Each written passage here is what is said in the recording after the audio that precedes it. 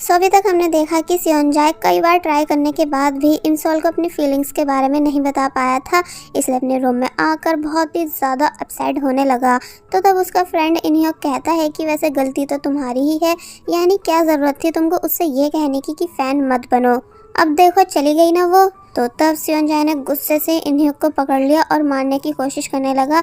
तो तब इनह्योक समझाता है कि देखो तुम्हें उम्मीद नहीं हारनी चाहिए बल्कि ट्राई करते रहना चाहिए, बिकॉज उसने तुम्हें अभी डंप या फिर रिजेक्ट थोड़ी किया है।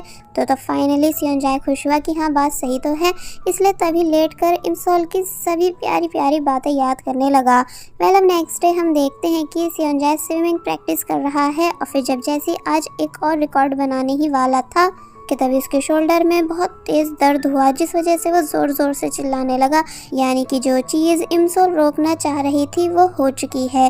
थोड़ी देर बाद हमें इमसोल दिखाई गई जिसने सब जगह सियोनजाए को देखा लेकिन वो उसे कहीं भी नहीं मिल रहा था। कि तभी टाइसन भी यहाँ आ गया एंड पूछता है कि ग्रैनी तुम फिर से लड़के ताड़ने आ गई हो, क्या ये तुम्हारी हॉबी है? तो तब वो बोली कि तुम चुप हो जाओ और मुझे परेशान मत करो। बट टाइसन चुप होता ही नहीं बल्कि कहने लगा कि लेकिन तुम्हारा लव तो मैं हूँ और यहाँ खड़ा हूँ। तो ये सुन इमसोल टाइसन की मिसअंडरस्टैंडिंग क्लियर करने की कोशिश करने लगी कि देखो माना पहले मैं तुम्हें लाइक करती थी जिस वजह से मैंने तुमको प्रपोज भी किया था, मगर अब ऐसा बिल्कुल नहीं है, इसलिए तुम मेरे प्रपोजल को कैंसिल कर दो और समझो कि ऐसा कुछ हुआ ही नहीं था। तो तब टाइसन कहता है कि वैसे ये बात सच तो है कि तुम मेरे टाइप की लड़की नहीं हो। तो ये सुन इमसोल खुश होने लगी कि हाँ यही तो मैं तुम्हें समझाना चाह रही हूँ, इसलिए अब तो मेरा पीछा करना छोड़ दो। लेकिन वो कहता है कि मैं तुम्हारी बातें मानने वाला नहीं हूँ क्योंकि अब मुझे तुम इंटरेस्टिंग लगने लगी हो। तो ये सुन इमसोल को गुस्सा आ ही रहा था कि तभी टाइसन को उसकी बुली गर्ल का मैसेज आया कि तुम कहाँ हो। तो तब टाइसोंग इमसोल से एक एडवाइस मांगता है कि वैसे अगर किसी से पीछा छुड़वाना हो तो तब क्या किया जाए। तो तब इमसोल बोले कि सिंपल है, बस ऐसे करो। और फिर तभी टाइसोंग को इग्नोर कर यहाँ से चली गई क्योंकि उसको भी खुद टाइसोंग से पीछा छुड़वाना था। आगे उसे एक पर्सन मिला जो कि इमसोल के पूछने पर बता देता है कि सियोनजाए के शोल्डर में कुछ प्रॉब्लम हो गई है, इसलिए कोच उसे लेकर हॉस्पिटल गए हैं। तो ये सुन इमसोल काफ़ी ज़्यादा बुरी तरह शॉक रह गई, इतनी ज़्यादा कि उसकी आंखों में आंसू तक आने लगे क्योंकि वो समझ चुकी है कि ज़रूर वो चीज़ हो चुकी है जिसको रोकने की मैं पूरी कोशिश कर रही थी। और वहीं हमें सियोनजाए दिखाया गया जिसको डॉक्टर बता रहे हैं कि तुम्हारे शोल्डर में फिर से उसी जगह प्रॉब्लम हो गई है जहाँ की सर्जरी हुई थी, इसलिए अब तुम्हें फिर से उसी जगह की सर्जरी करानी होगी, लेकिन कम चांसेस हैं कि तुम पूरी तरह से ठीक हो पाओ। यानी अगर तुम 1-2 साल का गैप ले लेते जैसा कि मैंने तुम्हें लास्ट टाइम समझाया था, मगर तुमने ऐसा किया नहीं, तो तुम्हें सेकंड सर्जरी की ज़रूरत नहीं पड़ती। लेकिन अब क्योंकि तुम अपनी प्रॉब्लम और ज़्यादा बढ़ा चुके हो, इसलिए अब शायद ही तुम कभी स्विमिंग कर पाओ, यानी कि तुम्हें अपने स्विमिंग करियर का ड्रीम छोड़ना ही होगा, वरना तुम एक स्पून उठाने तक के लायक नहीं बचोगे। तो ये सुन सियोनजाए के होश उड़ गए, साथ ही कोच भी शॉक में थे। और फिर अब हमें सियोनजाए को अकेले बैठे हुए दिखाया गया, यानी कि वो काफ़ी बड़े सदमे में है कि अब वो कभी अपने ड्रीम को पूरा नहीं कर पाएगा, यानी कि अब कभी इंटरनेशनल स्विमर नहीं बन पाएगा।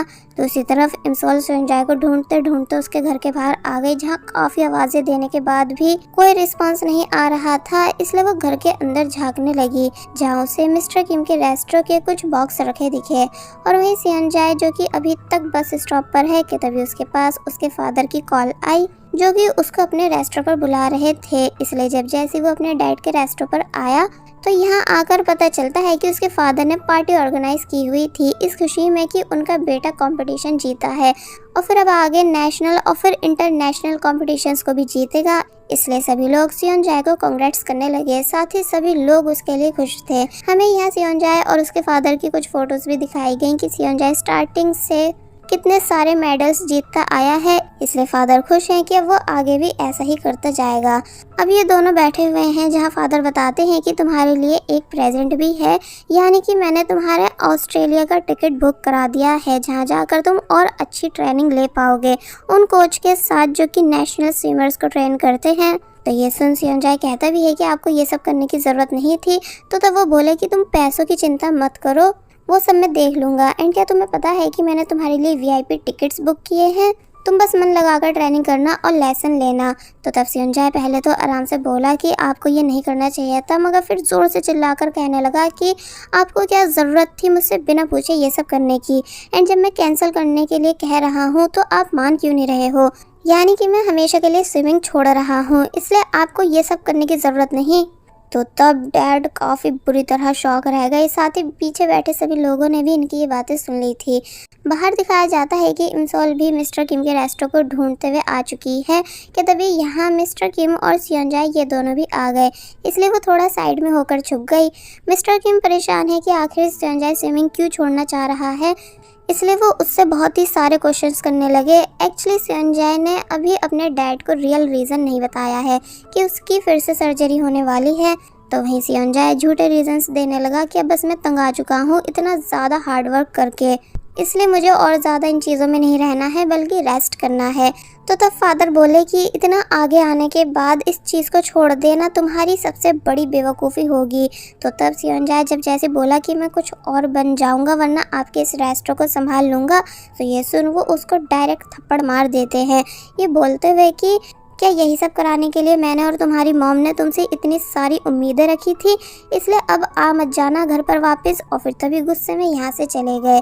सेओनजाए भी काफ़ी ज़्यादा दुखी था और फिर जब जैसे यहाँ से जाने लगा तो तब उसे इमसोल दिख गई, लेकिन वो उससे कोई बात नहीं करता बल्कि यहाँ से चला गया। जिसके बाद अब नेक्स्ट सीन में हम देखते हैं कि इमसोल अपने रूम में है एंड कैलेंडर पर उस डेट को मार्क करना चाह रही है जिस दिन उसका एक्सीडेंट हुआ था एंड लेग्स पैरालाइज हो गए थे, लेकिन कई बार कोशिश करने के बाद भी वो उस डेट पर एक्सीडेंट डे नहीं लिख पाई, यानी उसने कई बार ट्राई किया पर सब कुछ खुद ब खुद इरेज हो रहा था। इसलिए बोली कि जब मैं खुद का पास्ट चेंज नहीं कर सकती हूँ तो फिर मैंने कैसे सोच लिया कि मैं सेओनजाए के पास्ट को चेंज कर पाऊंगी, इसलिए तभी वहाँ लेट कर बुरी तरह रोने लगी।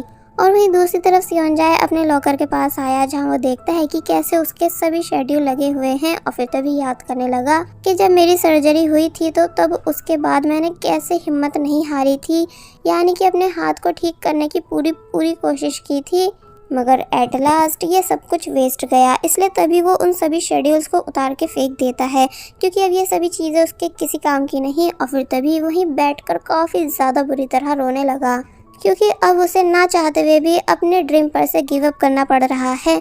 जिसके बाद अब नेक्स्ट डे हम देखते हैं कि जब मिस्टर किम को भी अपने बेटे की पूरी कंडीशन के बारे में पता चला, यानी कि सेकंड सर्जरी वाली बात, तो तब वो वहीं बैठकर काफ़ी बुरी तरह रोने लगे। तो वही इमसोल बॉयज़ बिल्डिंग के बाहर सेओनजाए के आने का वेट करने लग जाती है कि तभी उसको इनह्युक मिला जो कि बोला कि अम्ब्रेला गर्ल। तो तब उसे देख इमसोल पहचान गई कि ये तो सेओनजाए के ही ग्रुप का मेंबर है जिसकी वजह से सेओनजाए को हेट मिलता था, यानी कि इसकी फैंस सेओनजाए को उल्टा सीधा बकती थी, कमेंट्स में ट्रोल करती थी, साथ ही फेक र्यूमर्स भी फैलाती थी, जिस वजह से सेओनजाए डिप्रेशन में गया। इसलिए वो इनह्युक को पकड़कर बुरी तरह लड़ने लग जाती है कि आखिर तुम अपने दोस्त के साथ ऐसा कैसे कर सकते हो, मगर ये सब सिर्फ इमसोल की एक इमेजिनेशन होती है। एंड अब उसने सेओनजाए के बारे में इनह्युक से पूछा कि सेओनजाए कहाँ है और किसी भी कॉल का आंसर क्यों नहीं दे रहा है, यानी क्या वो ठीक है। तो तब इनह्युक बता ही रहा होता है कि सेओनजाए की कैसी कंडीशन है कि तभी एक बॉल उड़ती हुई आई एंड डायरेक्ट इमसोल के लग गई, जिस वजह से उसकी नोज से खून आने लगा। इनह्युक परेशान होकर पूछता भी है कि क्या तुम ठीक हो, यानी कि जिंदा तो हो ना। तो वहीं जिन्होंने गलती से बॉल को मारा था वो सब भी आकर इमसोल से यही क्वेश्चन करने लगे। तो तब इमसोल इस सीन को दोबारा से याद करती है, जिससे उसे याद आया कि पहले भी ये सीन मेरे साथ हो चुका है जब मैं अपनी बेस्ट फ्रेंड हिंजी के साथ थी, यानी जब भी ये सब बॉयज़ मेरे पास आए थे। कि तभी उसको याद आया कि और फिर जब उस दिन मैं अपने घर गई थी तो तब पता चला था कि हमारे घर पर आग लग गई थी जिस वजह से मॉम का हाथ जल गया था। इसलिए इमसोल ये सब याद कर डायरेक्ट उठती है और फुल स्पीड में यहाँ से जाने लगी। सब लोग पूछ भी रहे थे कि तुम ठीक हो कि नहीं, मगर वो किसी को कोई आंसर नहीं करती है। और वहीं हमको इमसोल का ब्रदर यानी सॉन्ग से दिखाया गया जिसे उसकी मॉम ऑर्डर दे रही है वॉशरूम क्लीन करने का। तो तब पहले तो वो बहुत ही ज़्यादा गुस्सा हुआ कि मैंने अभी अभी पूरे घर की सफाई की है, उसके बाद भी आप मुझे और काम कैसे दे सकती हो, वो भी वॉशरूम साफ़ करने का। मगर मॉम उसकी एक नहीं सुनती बल्कि धमकियाँ देने के बाद कॉल कट कर देती है। सॉन्ग से बहुत ही ज़्यादा गुस्सा हुआ, इसलिए जल्दबाजी में एक गैस तो बंद कर जाता है, लेकिन दूसरी नहीं। और वहीं हम इंसॉल को देखते हैं जो कि नॉन स्टॉप अपनी मॉम को कॉल्स कर रही है, लेकिन वो आंसर नहीं दे रही थी कि तभी फाइनली इंसॉल को रास्ते में टाइसंग मिल गया। इसलिए इंसॉल उससे राइड मांगने लगी। तो तब टाइसंग कहता है कि मैं खुशी से तुमको राइड दे देता, लेकिन इस टाइम मैं बिजी हूँ। और फिर जब जैसी जाने लगा तो तब इंसॉल ने बताया कि ये अर्जेंट सिचुएशन है, यानी कि मेरे घर पर आग लगने वाली है जिसको मुझे कैसे भी करके रोकना है। टाइसंग कहता है कि अगर ऐसा है तो फिर तुम्हें फायर ब्रिगेड को कॉल करनी चाहिए, लेकिन वो बोली कि मैं अभी कंफर्म नहीं हूँ, तुम प्लीज़ मेरी हेल्प करा दो। तो तब इंसॉल के इतने ज़्यादा फोर्स करने पर एंड उसे परेशान देखकर फाइनली टाइसंग मान गया। एंड देन ये दोनों साथ में यहाँ से चले गए, जिनको सब जाते हुए देख रहे थे, स्पेशली बुली गर्ल्स भी, इसलिए वो काफ़ी ज़्यादा जेलस हुई।